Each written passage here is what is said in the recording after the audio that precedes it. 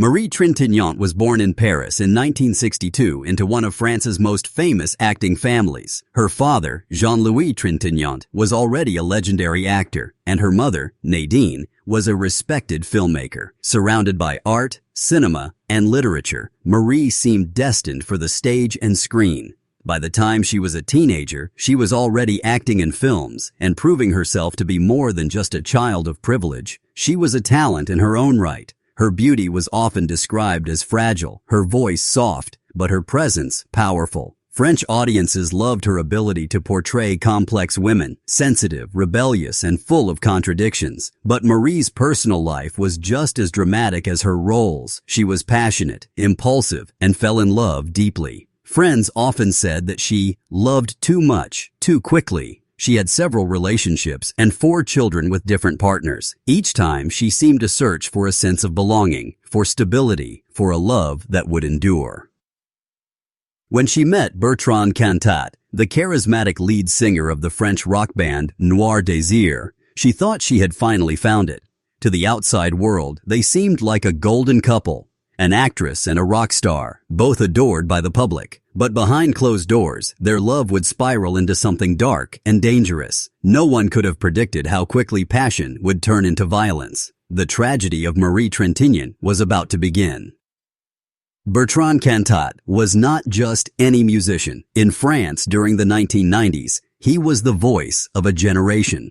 Noir Désir's music was political, poetic, and raw, and Cantat was at the center of it all. He had the charm of a poet and the energy of a rebel. To many fans, he represented freedom, authenticity, and truth. But like many rock stars, Bertrand carried with him an intensity that could be both magnetic and destructive.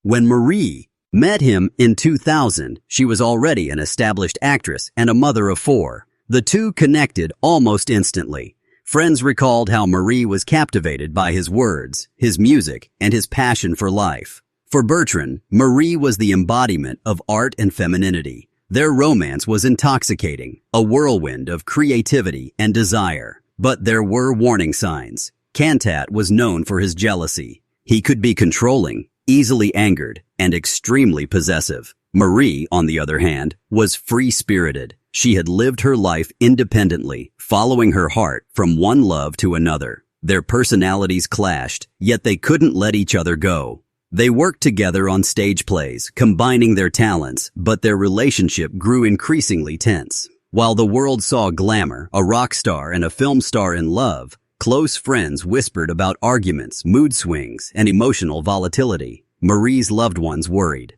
By the summer of 2003, their relationship reached a breaking point, and it was during this time, in Vilnius, Lithuania, that the unthinkable happened. In July 2003, Marie was in Vilnius, Lithuania, filming a television movie about the writer Colette. She had taken her children with her, balancing motherhood and career, as she always did. Bertrand joined her on set, and at first, everything appeared normal. They dined together, laughed together, and were seen walking the streets like a happy couple. But beneath the surface, tension brewed. Marie was working long hours, surrounded by cast and crew. Bertrand, known for his possessiveness, grew increasingly jealous. He hated when she was too close to other men, or even when she seemed distracted from him. Friends on set noticed his dark moods. Arguments became more frequent.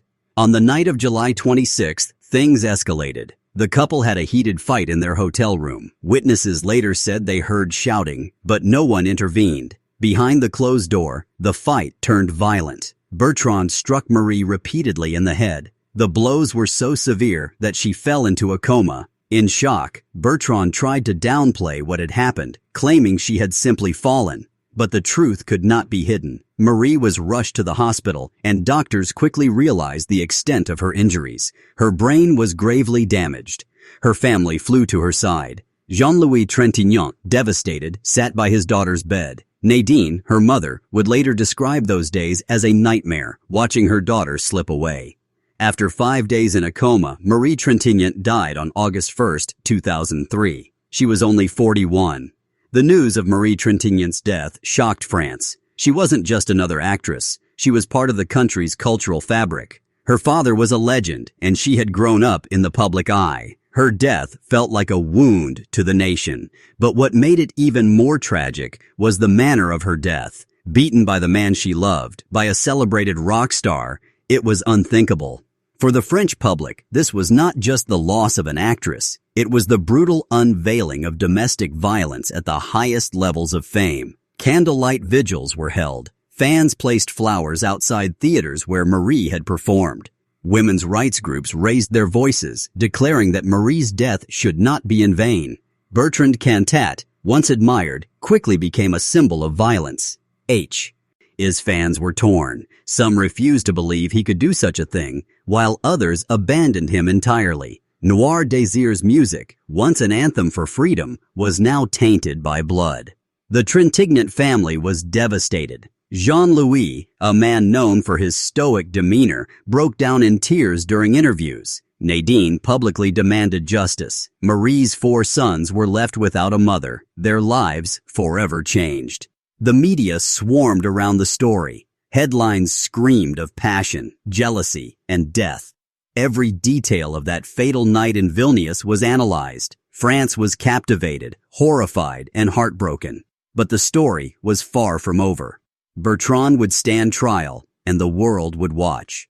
The trial of Bertrand Cantat began in 2004 in Lithuania, where the crime had taken place. The courtroom was packed with journalists, family members, and curious onlookers. Everyone wanted to see the man who had once been hailed as a musical poet, now accused of killing the woman he loved. Bertrand did not deny the beating. He admitted that he had struck Marie, but he claimed it was in the heat of an argument, that he had lost control. His defense argued it was manslaughter, not murder, that he hadn't intended to kill her. The prosecution painted a darker picture. They described a jealous, controlling man who could not tolerate a strong, independent woman. The details of Marie's injuries were horrifying. Multiple blows to the head, enough to cause irreversible brain damage. Her final hours in a coma became a haunting reminder of the violence she had endured. Marie's mother, Nadine, spoke of her daughter's suffering. Her father, Jean-Louis, could barely speak, his grief too deep for words. The family demanded accountability, even as they tried to shield Marie's children from the courtroom circus. In March 2004, the verdict came. Bertrand Cantat was sentenced to 8 years in prison for manslaughter. To many, the punishment felt shockingly light. 8 years for the life of a woman, a mother, a daughter, an artist, seemed like a cruel joke. But for Bertrand, prison was just the beginning. His name was ruined, his career in shambles, and his crime forever etched into history. The sentencing sent shockwaves across France. Women's groups protested, calling the 8-year sentence far too lenient. They argued that domestic violence was being minimized, that once again a powerful man had escaped true justice. Demonstrations were held, with placards reading "Justice for Marie" and "Stop Domestic Violence." At the same time, there were still those who defended Bertrand. Some fans believed he was unfairly demonized, that he was a man who had made a terrible mistake but did not deserve to be destroyed forever. The controversy split the country. Could a man be both an artist and a killer? Could people separate the music from the crime? Noir Désir attempted to continue, but the band was overshadowed by the scandal. Their concerts were canceled, their albums boycotted. Bertrand's once glorious reputation was now synonymous with violence. For Marie's family, the debate was unbearable. They didn't want. Their daughter's death turned into a cultural argument. For them, the reality was simple. Marie was gone, beaten to death by someone she loved. The sentence could never bring her back. The tragedy forced France to confront its relationship with domestic abuse. Statistics showed that hundreds of women were killed each year by their partners, yet few cases gained such attention. Marie's death put a famous face to a silent epidemic. As Bertrand served his sentence, the world outside continued to debate. But for Marie's family, the silence she left behind was louder than any protest. In prison, Bertrand Cantat lived a strange existence. He was both infamous and pitied, treated not just as a criminal, but as a fallen idol. He was allowed to write music, and some supporters still wrote him letters, yet he was haunted by what he had done. Meanwhile, the Trintignant family tried to heal. Marie's children were raised by their fathers and grandparents, shielded as much as possible from the constant media attention. Nadine, her mother, became an outspoken advocate against domestic violence, turning her grief into activism. Jean-Louis withdrew even further from the public eye, carrying the weight of his daughter's death in silence.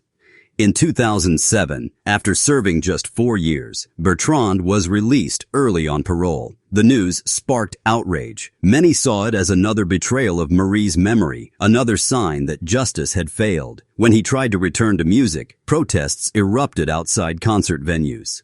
Though free, Bertrand's life would never return to what it was. Noir Désir eventually disbanded, unable to survive the shadow of tragedy. Bertrand became a symbol not of poetry and rebellion, but of violence and disgrace. For Marie's family, the pain never ended. Every headline about Bertrand reopened the wound. Every attempt he made to re-enter public life reminded them of what had been stolen. Marie Trintignant's death was no longer just a private tragedy. It was a national scar, one that refused to heal. Marie's life was cut short, but her legacy lived on.